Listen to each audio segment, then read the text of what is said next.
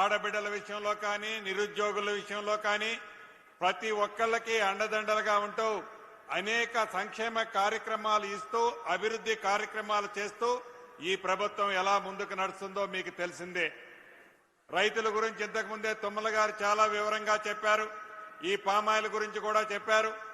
రైతును రాజు చేసే దాంట్లో గౌరవ ముఖ్యమంత్రి రేవంత్ రెడ్డి గారి నాయకత్వంలోని మీ ప్రభుత్వం ఎన్ని గుంటనక్కలు కారు కోతలు కూసినా, ఎన్ని విషపు ప్రచారాలు చేసినా, ఎంత అధికారం కావాలని దాహంతో తాపత్రయంతో ఆరోపణలు చేసినా ప్రజల పక్షపాతాన ప్రజా ప్రభుత్వంగా రైతులకు చెప్పిన ప్రతి సంక్షేమ కార్యక్రమాన్ని, తెలంగాణ రాష్ట్రంలో ఉండే పేదవాళ్లకు చెప్పిన ప్రతి అభివృద్ధి సంక్షేమ కార్యక్రమాల్ని ఈ ప్రభుత్వం అందిస్తుంది.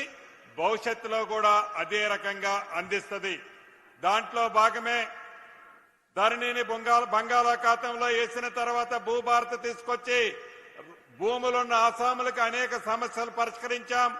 సాదా బైనామాలకు సంబంధించిన దాంట్లో కూడా ఎవరైతే గతంలో అమ్ముకొని సాదా అగ్రిమెంట్ ద్వారా అది రెగ్యులైజేషన్ వాళ్ళ కాన్సెంట్ కావాలని ఆపారో దానికి కూడా గౌరవ ముఖ్యమంత్రి గారు 4 రోజుల కిందమే రిలాక్సేషన్ ఇచ్చాం.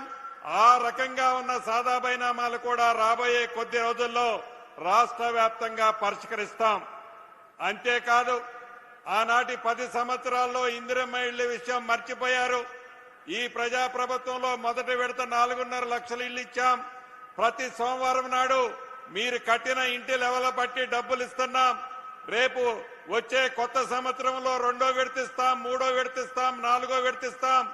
అర్హులైన ప్రతి పేదవాళ్లకి మీ ఇందిరమ్మ ప్రభుత్వంలో ఇందిరమ్మ ఇళ్లు గౌరవ ముఖ్యమంత్రి రేవంత్ రెడ్డి గారి నాయకత్వంలో ప్రతి పేదవాడికి సిద్దిపేటలో పింక్ కలర్ షర్ట్ కట్టుకున్న వేసుకున్న నాయకుడు పేదవాడు అయ్యున్నా కూడా తప్పకుండా వాళ్లకు కూడా ఇందిరమ్మ ఇల్లు ఇచ్చి తీరుతామని ఈ వేదిక ద్వారా రాష్ట్ర ప్రజలందరికీ తెలుపుతూ మరొక్కసారి ఇంత పెద్ద ఎత్తున అద్భుతమైన ఫ్యాక్టరీ కట్టాం.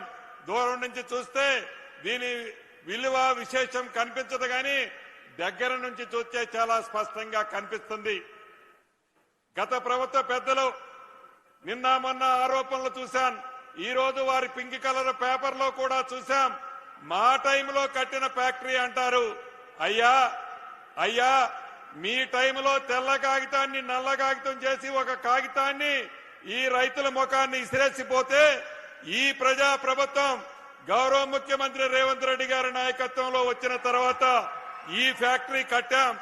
ఒక్కసారి మీ ముఖం అద్దంలో చూసుకో. ఇంకా ఒంటి నిండా విషాన్ని నింపుకొని ఇంకా తప్పుడు ప్రచారం చేయడం మానుకోవాలని సూచిస్తూ మరొక్కసారి రాష్ట్రంలో ఉన్న రైతులతో పాటు ఈ కార్యక్రమంలో పాల్పంచుకుంటున్న ప్రతి రైతన్నకి శుభాకాంక్షలు తెలుపుతూ సెలవు తీసుకుంటున్నాను. గౌరవనీయులు జిల్లా ఇన్ఛార్జి మంత్రివర్యులు వివేక్ గారిని మాట్లాడవలసిందిగా కోరుతున్నాను.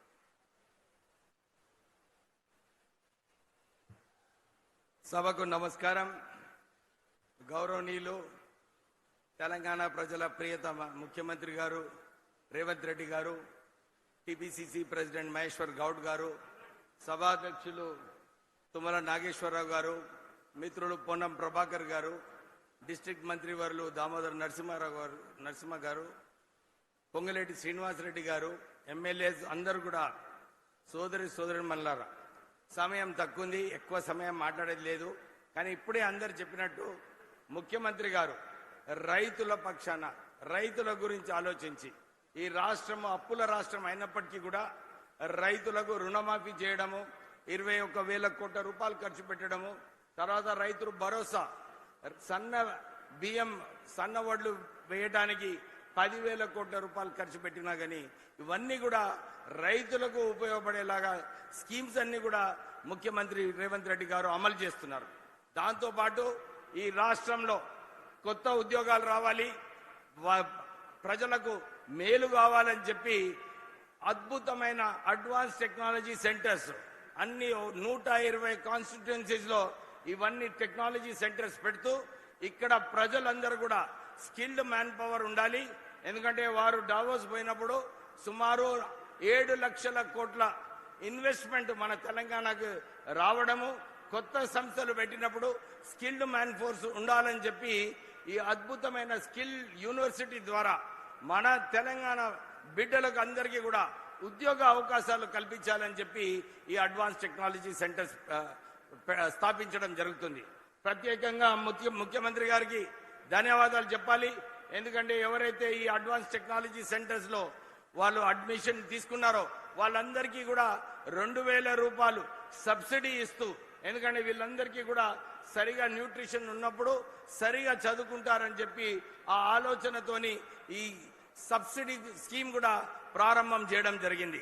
అంతేకాదు ప్రత్యేకంగా మన సిద్దిపేట జిల్లాకి ఏదైతే వారు ఒక పెద్ద మనసుతోని ఒక ఇంటిగ్రేటెడ్ స్కూలు, ఒక తెలంగాణ పబ్లిక్ స్కూలు 2 కూడా శాంక్షన్ చేసినందుకు మీకు కృతజ్ఞతలు చెబుతూ, మనకు సిద్దిపేట ఇప్పుడే నాకు చెప్తున్నారు వివేక్ గారు, మీరు ఇన్ఛార్జ్ మంత్రి గారు, ఏది అవసరాలు ఉన్నా కానీ సిద్దిపేటలో మీరు రివ్యూ మీటింగ్ తీసుకొని ఇవన్నీ కూడా సమస్యలు నా దగ్గర తీసుకొస్తే సిద్దిపేటకి స్పెషల్ శాంక్షన్ చేస్తానని చెప్పి కూడా ముఖ్యమంత్రి గారు ఆదేశాలు ఇవ్వడం జరిగింది. సో మనం త్వరలోనే గ్రామానికి వెళ్ళి ఏమేమి సమస్యలు ఉన్నాయో తెలుసుకొని డెఫినెట్లీ కాంగ్రెస్ ప్రభుత్వం ఇవన్నీ కూడా అమలు చేస్తుందని చెప్పి ప్రజలందరికీ కూడా విశ్వాసం ఇప్పిస్తూ ముగిస్తున్నాను. జై తెలంగాణ, జై హింద్. Thank you. గౌరవనీయులు వైద్య శాఖ మాత్యులు పెద్దలు దామోదర్ రాజనరసింహ గారిని మాట్లాడవలసిందిగా కోరుతున్నాను.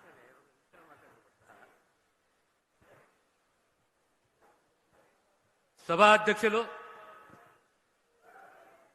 పెద్దలు తుమ్మల నాగేశ్వరరావు గారు,